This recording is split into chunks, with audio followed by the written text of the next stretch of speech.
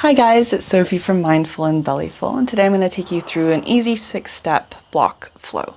So if you've ever wondered what you can use these for, besides being an arm extension or support for your head, your back, your hips in the more gentler pose variations, I can show you today how these guys can help with a lot of the common sedentary issues that people face. So the achy hunched shoulders, the tight hip flexors, and this thing called sleepy butt syndrome.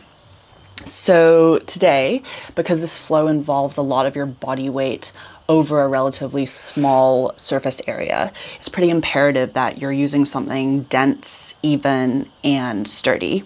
I actually tried using books for this the other day and things got a little bit sketchy. So if you do have yoga blocks, highly recommend it. You're also going to need hard flooring or some sort of slick surface, and you're also going to be needing to wear socks. So first step is isometric leg extensions on the knees. You're going to be on the medium height of the block, so not the short or the high level. The thumbs are going to be on the inside of the block, and the rest of the fingers are just going to fall evenly around the other sides.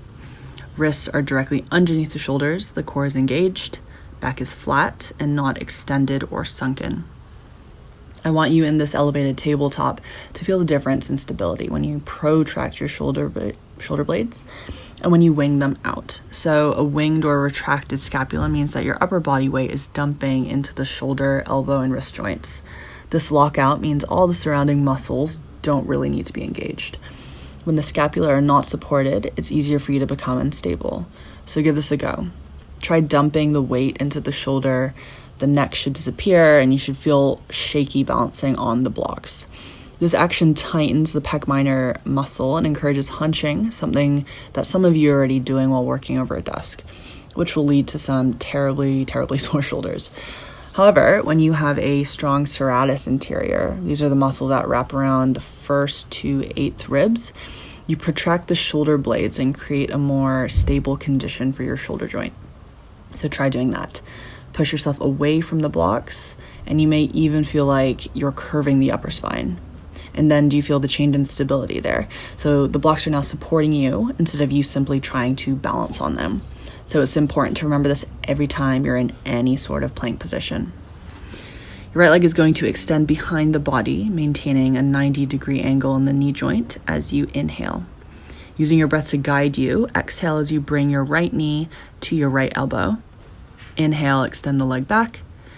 Exhale, knee to the opposite elbow. Inhale, leg extends behind you. Exhale, then the leg comes out to the side, parallel to the floor, as if you were a dog marking his territory. So this abduction of the leg and lateral rotation of the hip is the best combination for charging up the gluteus medius. So this glute muscle is in charge of stabilizing your hips when you walk, and it's the one that gets totally neglected and inactive when you're sitting down all day, potentially leading to issues such as the sleepy butt syndrome. Then here I want you to return the right knee to the ground, and then we're going to go on to the other side. So left leg extends behind the body, keeping the 90 degrees in the knee.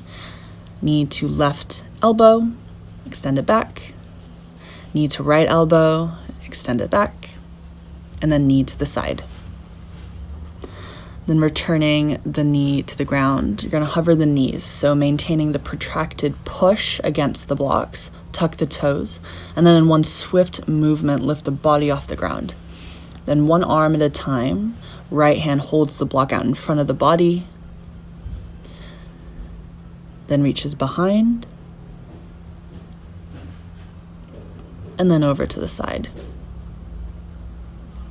It's important to keep the entire body still, all except for the arms when you're transitioning the block forward, behind, and to the side. So then the right block comes back to the ground. Going on to the other side, extend the block in front, extend the back, and then hold it over to the left side. Then you'll return the block under the shoulder. Step 3, we're going into a push-up. So keeping elbows close to the body, start lowering yourself with an exhale. And then inhale, slowly rise back to your plank position.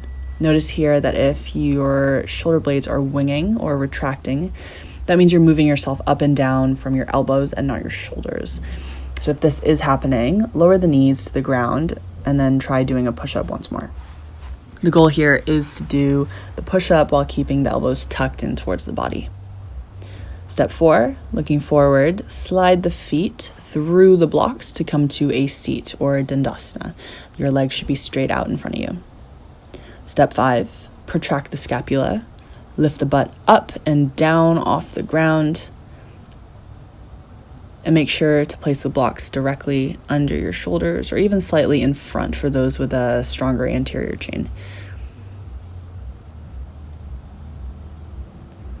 Step 6, we're going to alternate that lift with Navasana or boat pose. So these are leg lifts that will strengthen the iliopsoas, which is the hip flexor muscle located through your hip crease that remains contracted and can get really tight when you're sitting down for extended periods of time.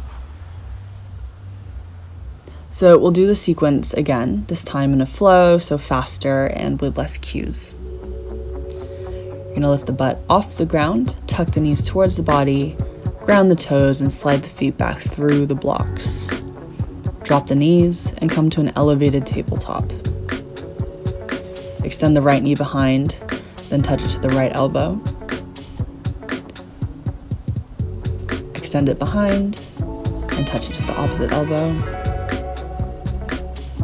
Behind, then out to the side, making sure the thigh is parallel to the ground. Return the right knee to the ground and switch sides. So extend left knee behind, 90-degree angle. Touch left elbow, extend back. Touch right elbow, extend behind, and then out to the side. Holding it for 5, 4, 3, 2, 1. Drop the knee back to the floor. Maintain shoulder blade protraction. Tuck the toes and hover the knees just off the floor. Keeping the torso absolutely still and level, right hand lifts the block, holds it in front of the body, then it reaches behind, then over to the side. Good.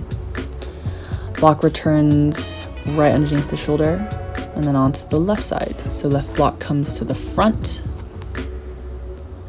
reaches behind, holding, and then over to the left side.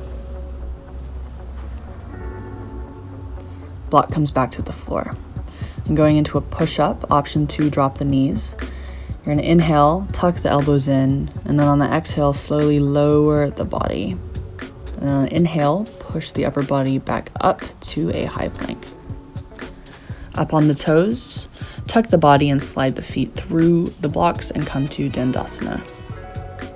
Lifting the butt off the ground, and as you come back down, go straight into a leg lift. So try to avoid pushing off the heels and focus on getting into that boat pose through engaging just the core.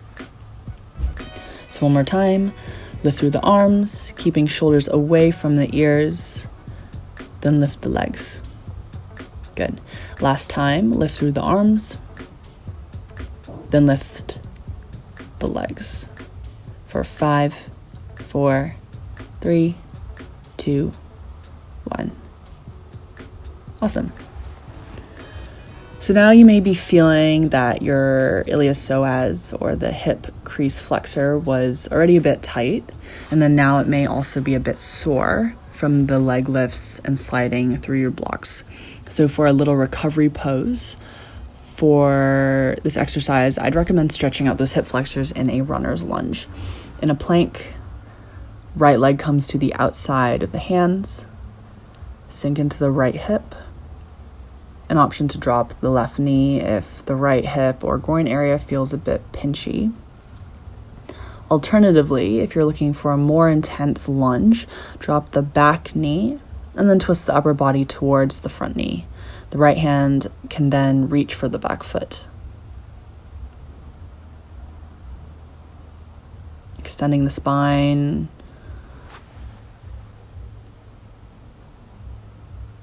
And then switch sides.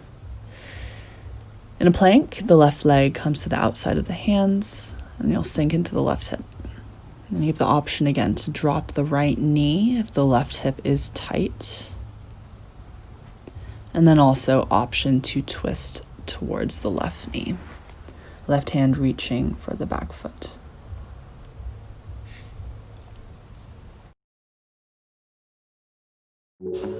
Hey guys, thanks so much for joining me for this 6-step block flow. If you'd like to stay updated on upcoming catering services, follow me on Instagram at Mindful and Bellyful. Also check out my website to inquire about or book any of my one-on-ones or private Zoom classes. Make sure you're staying safe, supported, and sane out there. And hopefully I'll see you on the mat soon. Namaste.